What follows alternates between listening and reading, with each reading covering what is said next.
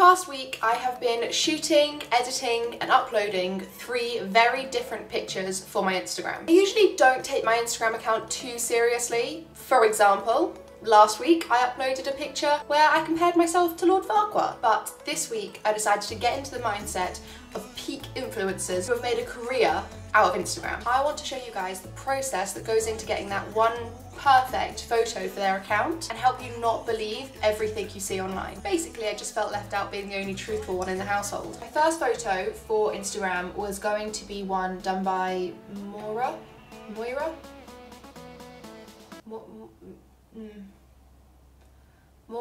So I was going to use a photo that she uploaded, basically because I don't really upload many. A lot of my photos are just if I'm out for dinner or out for lunch or something, but I don't really take a lot of photos just for myself, so I thought this would be a good first one. It's also very influencer. So this was my setup for my first picture. My phone was actually balanced upside down because it was the only way that I could get this angle. So to start with, I took, using exactly the same lighting that I was going to use, same pose, but with no makeup on, so that when this was all done, I can compare what the photo looked like with makeup, what it looked like without makeup, and what it looked like with makeup with all the filters on as well. And yes, I know I am still in my pyjama bottoms, but nobody has to know that when I'm taking the photos. Kind of part of my point is that these people could, you know, be wearing anything down there. They could be not be wearing anything. You don't know. I can actually still see that light when I blink. But I think I've got one I can use what it looks like when I don't have makeup on. Now I've got all of my makeup on. I'm going to take the photo using my circular light. I think I'll look a lot different to how I look now.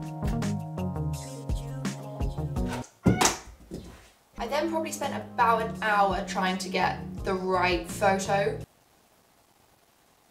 This doesn't look like me. I then edited the photo on just using the tools that Instagram allow you. So you can change the brightness, the contrast, highlights, structure, saturation, warmth, all of that. So you can change all of that just using Instagram. And I decided to download an external app, which I've never used before.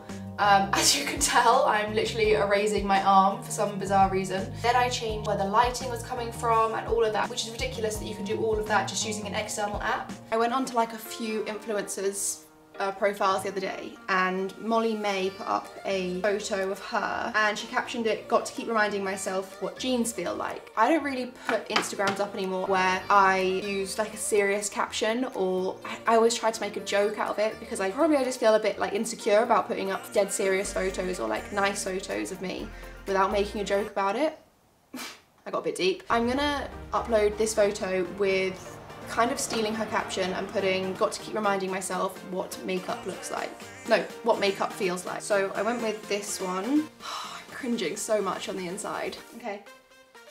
And it's up. All together on this photo, I took 2 hours and 20 minutes. I guess it's down to personal preference. If you want to take this time to edit your photos, then I'm not trying to convince you to stop doing that. But my point is, don't feel like you have to. Actually, something I did come across whilst on Moira's Instagram was this post that she did talking about mental health and talking about how lucky she is to have stylists and makeup artists who can come in and make her look like this. And she posted a bunch of pictures that were just her normally.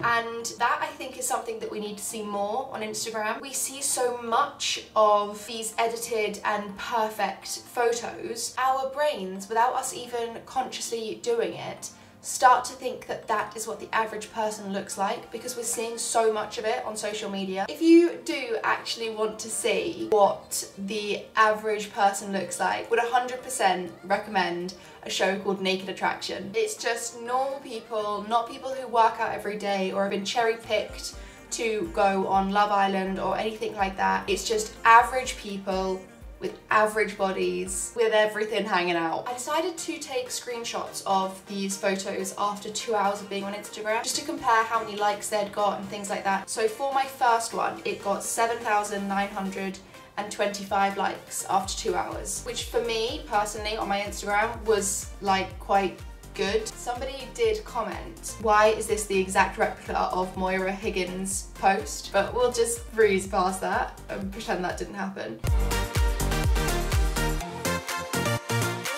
Moving on to my second photo. This was supposed to be a picture that Addison Rae put up of her at the beach. I was about to replicate this exact picture. It like did her hair, matched her earrings, everything. Got down to the beach and it looked like this. I may have forgotten to check the tide times and there was actually no beach to be seen anywhere. The tide was completely up. So I decided to take inspiration from the queen of Instagram herself. I was never going to be able to match this photo exactly because realistically, who's got that house and that pool and that body? Just no one. I'm not even sure Kylie Jenner has that body, to be honest with you. I'm gonna try and recreate Kylie Jenner's in like her £30 million house in my little pool. To get the right angle, Chris had to get in the pool, which considering it was 32-degree heat that day was actually quite a relief. And I had to perch on the rather uncomfortable decking, tensing every single muscle in my body, almost falling into the pool just to get the right angle. Just done about 5 minutes of taking photos. They're kind of almost there. My God, my makeup's sweating off. It is so uncomfortable to wear this much makeup in this heat. The face just feels so wet. I think we still need to just take a few more because, like, why not, you know? Kylie Jenner would. I've taken 168 photos just then, and I think maybe I have like 5 out of those that are like good enough. Any one of those 168 photos would be good enough to use. And now not only are they not good enough to use, but I'm now going to put them on Photoshop and edit any little flaws in my body that I think aren't perfect. I decided to go one step further with the editing process of this one and pop it into Photoshop. I wanted to get rid of all of the flaws that I could see on my body, but I also know that this picture is still going out there on Instagram. Some people who see that photo might not see this video and know that I've edited it and changed it so that I look better than I actually do. So I didn't want to make the body image too unrealistic because then I am just advertising unrealistic body goals, and that's not what I want this video to be about. So I just got rid of a few little imperfections. Got rid of the scab on my knee that I had from where I fell over. If you actually zoom in close into the picture, my knee just kind of blends in with the pool water, but nobody's picked up on that yet. Then I messed around with the lighting and the contrast and the exposure. I also made my stomach look a little bit more defined by changing the lighting. I then got rid of the leaves in the pool, which I imagine Kylie Jenner probably has somebody to actually clean out the leaves in her pool. I then put the photo onto Instagram and used their editing apps as well. So again, just changing the contrast and things like that. I basically took one of Kylie Jenner's captions. A few weeks ago, she put up a photo of her in a green bikini and used all of the green emojis. So I was like, well, I'm wearing a yellow bikini, so I'll use all of the yellow emojis. And I guess we'll see how much captions really matter. As it turns out, not that much. After 2 hours on Instagram, this one had 9,752 likes. So this one had more than my first one. It was also edited more. It took more time to do. So it's up to you really, whether you want to take the time to shoot 100 and however many photos to get a photo to go up on Instagram and then edit the absolute shit out of it. But again, nobody is expecting you to look like this in the first place or to edit your photos so that you do look like this. For my third and final Instagram, I decided to try and recreate Molly-Mae's photo of her sitting on her stairs. I'm just going to start doing my makeup for my final post on Instagram. This one's like probably the most influencer sort of post I would have done.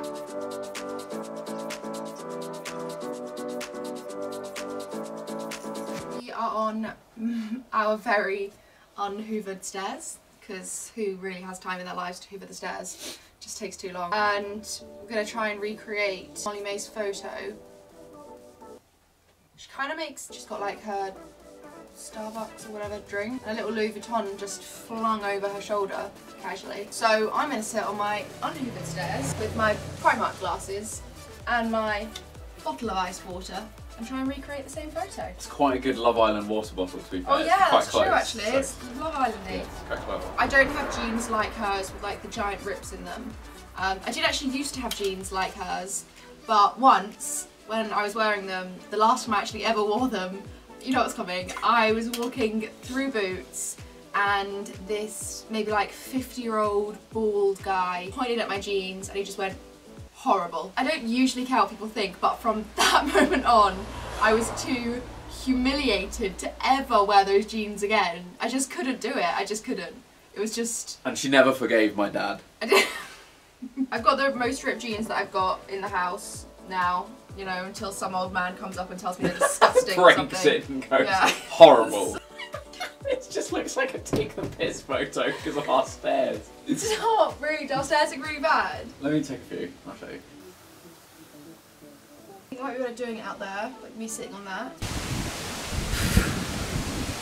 Wait, no, it's this way. Oh no! This is not going to work! Okay, ready? Yep. As soon as I let go of my hair, you've got to take it, otherwise it'll blow away. Ready? Okay, go for it.